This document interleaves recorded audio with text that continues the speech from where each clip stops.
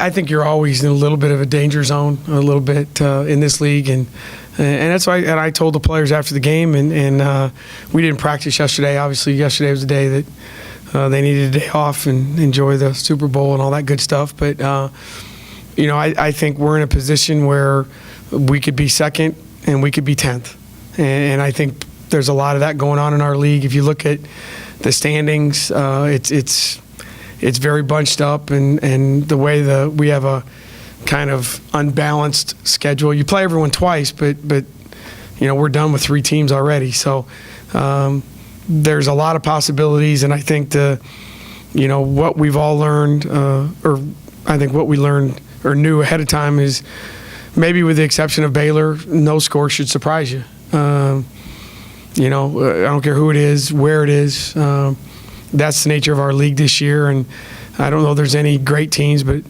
there's a lot of good teams. It's the number 1 rated league in the country.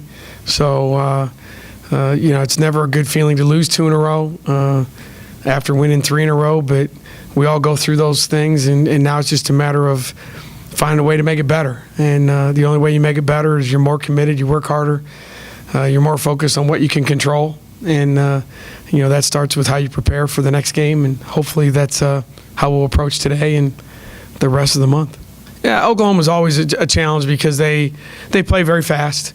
They want to play an up-tempo offensive style, and they've always been a struggle for us because they can score the ball from a variety of spots. Might be the deepest team in our league.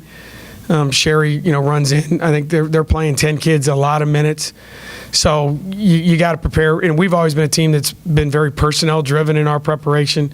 You really can't do that with them as much because they play so many players. So it'll be hard, and we got to be good on our matchups and know who's guarding who. And when they sub and we sub, you gotta be good. But they're as good an offensive team.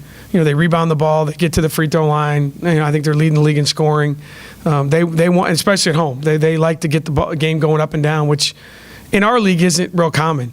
It's not a league where you see that pace out of Baylor once in a while, but Oklahoma is committed to playing that way, and sometimes you gotta score with them too. So certainly a team that they're in second place for a reason. They're playing really, really well, and I think they're playing with a lot of confidence.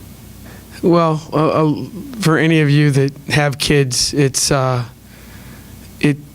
there'll be this noise of just constant screaming.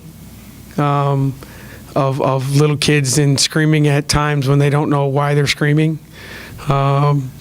It gives you, every time I've been in these games, it gives me even more of an affinity for elementary school teachers who have to do it on a daily basis. But yeah, you play at 10:30 in the morning, and it's a very different environment than you're used to. It's a basketball game in the middle of recess, I guess is the way I would put it.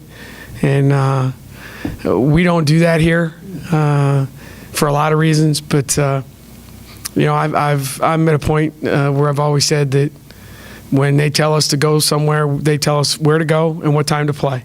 And the good news, we'll be home in the office by 4 working again. So it's different. It's very different.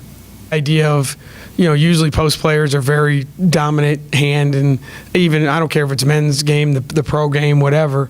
So if you have a counter move, we've always tried to teach our players, you got to have the move that you love and go to, and everyone has it, and then one counter move. You don't need to have 9,000 different things. Do what you do, and then when they close that off, have one thing to go to.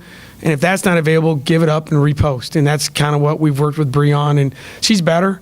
Obviously, she's in a tough spot. She's playing a lot of minutes and starting on a team that, when we came back from Italy, that was not the plan. But she's handled it okay, and I thought it was great the other night. And hopefully, that gives her some confidence to come back, and knowing that who she's going to have to play with against the rest of the year, it's the same thing. So if we can get her to the point where she's confident in her strong move, confident to go to a counter, and then feel good enough about her free throw percentage, which right now she doesn't. That means you shy away from contact because you don't want to get fouled, because you don't want to shoot a free throw. And I think that's where she is right now. She doesn't want to shoot a free throw because she's struggling to make them. So we got to get through that. And if we can get through that, now she's got 3 options to score. Add the trail 3 to her resume. She's got 4 legitimate scoring opportunities. And, if we can do that and build on that, she's got a chance to be a really solid, post player in this league.